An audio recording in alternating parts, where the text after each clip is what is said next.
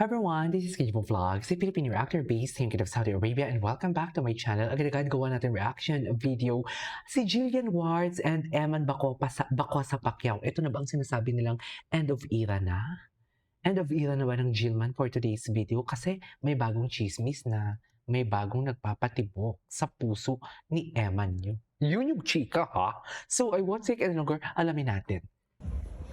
Ay, hello.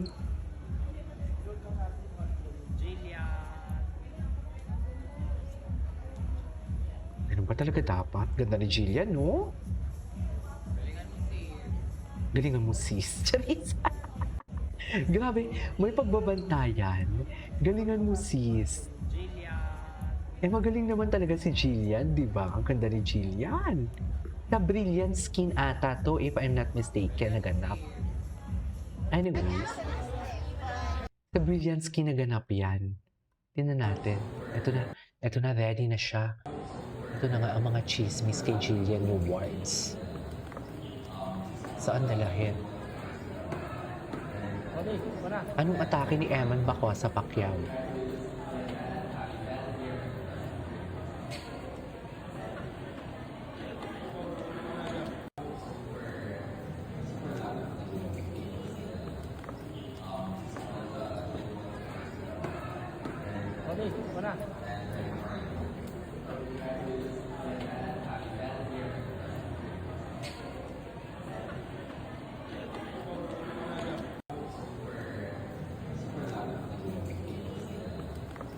Okay. Ay, si Barbie. Anyways, sana pa tayo ng iba. Ay, ito na, nag-perform na siya.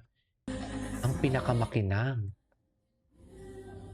Sabi, ang ganda talaga ni Jillian. Ganda talaga siya, oh. Pak! Jillian never disappoints. Total performer kasi talaga siya eh. Go!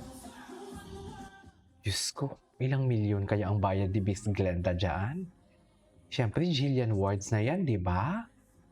Diyos ko, milyon ang bayad dyan, ma'am. Tiba-tiba na naman sila. Chares! Siyempre, hindi naman natin istorya yan, di ba? Ay, ito na. May chismis na. Pati. Ay, Umani ng matinding atensyon online ang naging pahayag ng rising boxer na si Eman Bacosa. okay. Matapos ang kanyang kamakailang laban kung saan nagwagi siya sa harap ng masiglang crowd. Bukod sa kanyang panalo sa ring, mas pinag-uusapan ngayon ng netizens ang naging emosyonal at tapat niyang mensahe para sa pamilya ng aktres na si Jillian Ward, na personal na dumalo upang sumusuporta sa kanya. Sa isang post-fight interview, makikitang halatang overwhelmed si Eman sa dami ng taong sumuporta sa kanya. Isa-isa niyang pinasalamatan ang mga fans, supporters at lalo na ang pamilya ni Jillian na naglaan pa ng oras para mapanood siya. Ayon sa kanya, malaking bagay ang presensya ng mga taong naniniwala sa kanya, lalo na sa mga sandaling kinakailangan niya ng dagdag lakas ng loob bago sumabak sa laban. Marami ang nakapansin na tila may espesyal na ngiti si Eman habang binabanggit ang pangalan ni Jillian. Agad itong napansin ng netizens na nanunood ng interview clips na nag-viral sa social media. May ilan pang nagsabing kitang-kita raw sa aura ng boxer ang kakaibang saya, na para bang may inspirasyon higit pa sa ordinaryong suporta ng fans. Sa gitna ng usapan, dito na niya tuluyan inamin ang ikinagulat ng marami.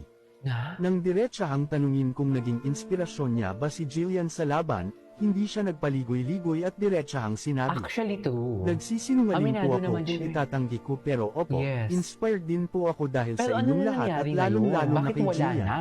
Diba? Sa simpleng sagot Yan na yung iyon, tinatanong lalong eh. nag-ingay ang social Ano na media at meron? Bakit nagumpisang nawala? maglabasan ng samut-saring Bakit nawala ang reaksyon mula sa spark? fans. May mga kinilig Aba, at dapat alamin nagsabing mo yan, bagay KG, raw huwag ang kayong dalawa, mag-alala. habang ang iba naman Aalamin ay ko natuwa para sa sa pagiging iyo for honest today's at video. humble ni Eman. Malandi kayo Para eh. sa marami, bihira raw makakita ng Kachismosa atleta niyo na kasi. ganito ka-open sa nararamdaman lalo na sa harap ng publiko. Hindi tuloy maiwasang isipin ng ilan kung may espesyal bang namamagitan sa dalawa o kung simpleng paghanga lang ang kanyang ipinahayag. Samantala, nananatiling tahimik si Jillian tungkol sa usapin. Wala pa siyang direktang komento hinggil sa viral statement ni Eman, bagay na lalo pang nagpapaintriga sa mga netizens. Gayunpaman, may ilang fans ang nagsasabing baka mas pinipili lang ng aktres na manatiling pribado ang kanyang personal na buhay at iwasan ang anumang intriga. Sa kabila ng mga espekulasyon, malinaw na ang pangunahing focus ni Eman ay ang kanyang boxing career.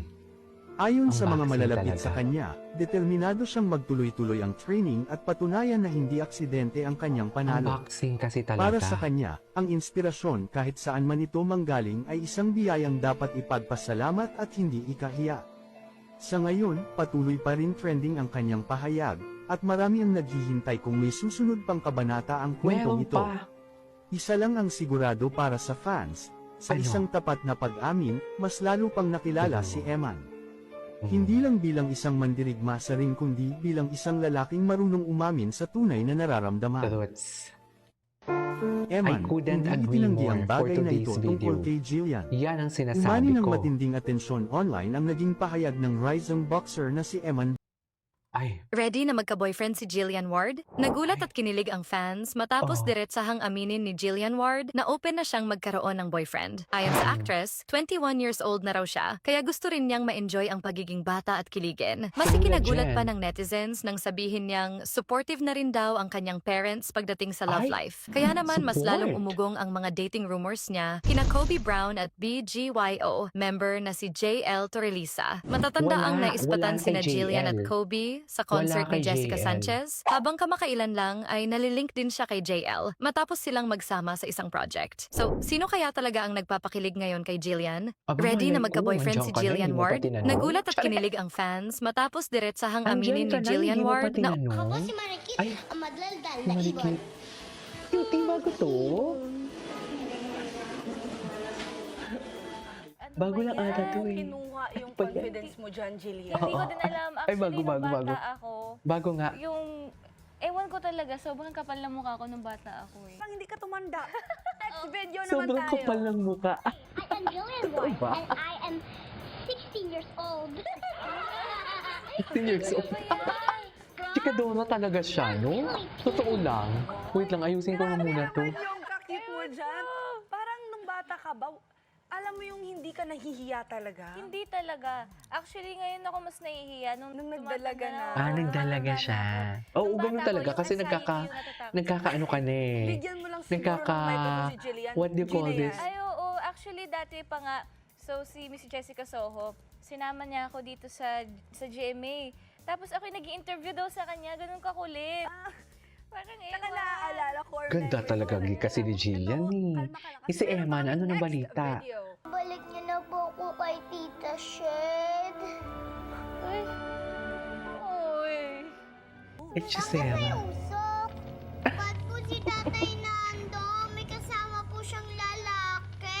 Ay. Kumdip na po Napaka-expressive sa mo akin. na kahit Gusto bata po ka pa. Ang nilang galing mo ng patayin. umarte. Ano masasabi mo sa video na yan? Ay, ewan ko. Well, ako Ewan ko, kasi since hindi baby pa ako, sabi-sabi. gusto ko na talaga maging artista. Actually, naka-diaper pa ako niyan. At hindi pa ako marunong magbasa. So yung director, Oo. pag sinabi sa'yo, ganito gagawin mo, gawin mo Oo, lang, gano'n. susundin lang. Parang yung mga lines ko, binabasa lang sa akin, papakinggan ko. Tapos yun na, alam ko na nung bata ako. Kung Ako po si Marikit, ang Ako po si madaldal na Marikit, ibon. cutie talaga siya. Ibon.